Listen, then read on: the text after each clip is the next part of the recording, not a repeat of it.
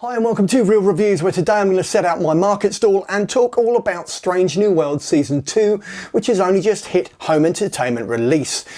So basically what we have is an extension of the first season. This time again you've got Christopher Pike there, who played by Anson Mount. You've got Rebecca Romijn, who people will remember as playing the original Mystique in the Bryan Singer X-Men series, who is there as Una Chin-Riley, his number one.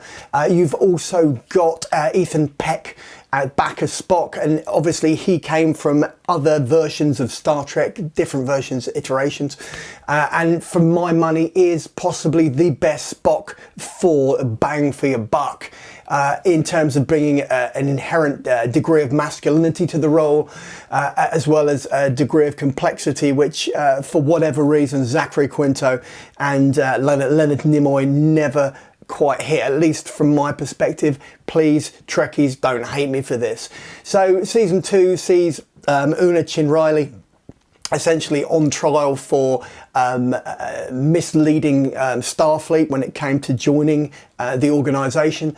So you get a little bit of courtroom drama thrown in there. You also get a little bit of time travel stuff thrown in there, because you have another iteration of James T. Kirk thrown in for good measure. You've also got a song and dance number, which is just an epic episode, which is toward the latter part of the season, which is similar to an episode of Scrubs, for people who can remember that series, where somebody had a brain tumour, I believe, in the Scrubs episode, and they started to hallucinate people singing and dancing. So you've got an all singing, all dancing version of Star Trek to enjoy with this home entertainment release. Not to mention the fact that this is just simply corking storytelling and may well be the best Star Trek version yet. Let's dive in. So as I said in the intro, what you've got is one of the best Star Trek versions thus far, in my opinion. Ethan Peck is really challenged as Spock this time round, even more so in season 2, I think, because he is thrown into a situation within a certain episode which strips him of all of the sort of underlying characteristics which make him a Vulcan, and he has to deal with certain stressful, certain emotional situations without that logical safety net. So that really sort of brings something broader to play.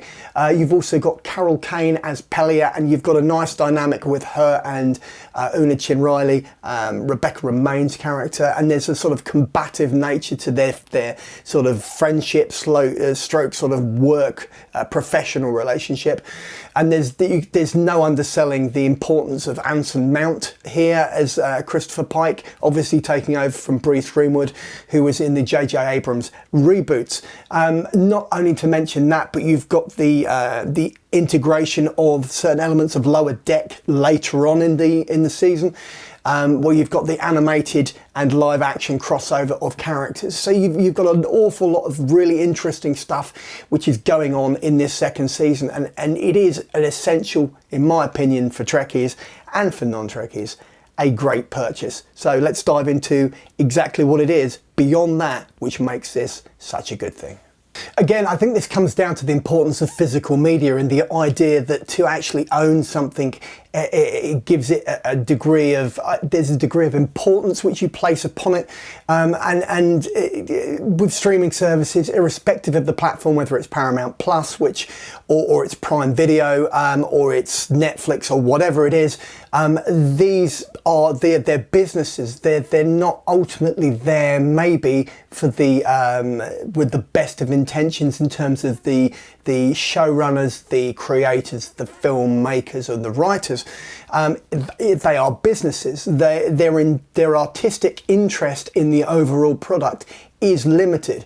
Whereas if you've got it on a physical media, if you own it on a 4K, on a Blu-ray, this is out on Blu-ray and DVD and Steelbook, you know, you're buying into this thing, and you have a passion for it, and you have you're sort of defined by this thing that you invest in, and that's a great thing about physical media. It sort of, you know, it's not going to go anywhere. It's not going to be taken away. And the thing is, as Strange New Worlds expands and stretches into season 3, and this crew, very much like Seth MacFarlane's now defunct The Orville, which ran for 3 seasons, you're going to get a broader understanding, and it's only going to bring more to the franchise. It's going to give more to the Star Trek canon, and ultimately I think this is why it needs to be invested in, and it's worth enjoying, it's worth owning. And I'll be honest, and so would anyone else, not every Star Trek movie or TV series can lay claim to that. So let's move on to that rating now. So season 2, Star Trek Strange New Worlds, for its invention, for its innovation, for the idea that it's pushing things forward and it's making this narrative, and it's creating these great stories, and it's worth the investment. I'm going to give it a 4 out of 5 on the big old 5 scale. That's a 4 out of 5 on the big old 5 scale, because it needs to be seen, it needs to be enjoyed, it needs to be appreciated, and it's actually really good. So bottom line, let's move on to that trailer. Do that next. Right, and so it is that you've reached the end of the review for Strange New Worlds Season 2, which is currently out to own on home entertainment release, Blu-ray, DVD and Steelbook. If you've liked the video, then you give me a thumbs up, let me know. If you want to drop something in the comment boxes below, do that too, because you know I like a little bit of interaction. And finally, if you want to subscribe, then every Tuesday and every Saturday when you click on that button, you're going to get a little ping, and you can dive in and watch or listen to as much or as little as you would like, and go about your day. In the meantime, check out the rest of the channel, check out my Patreon page, and we'll talk soon. Cheers now, bye bye.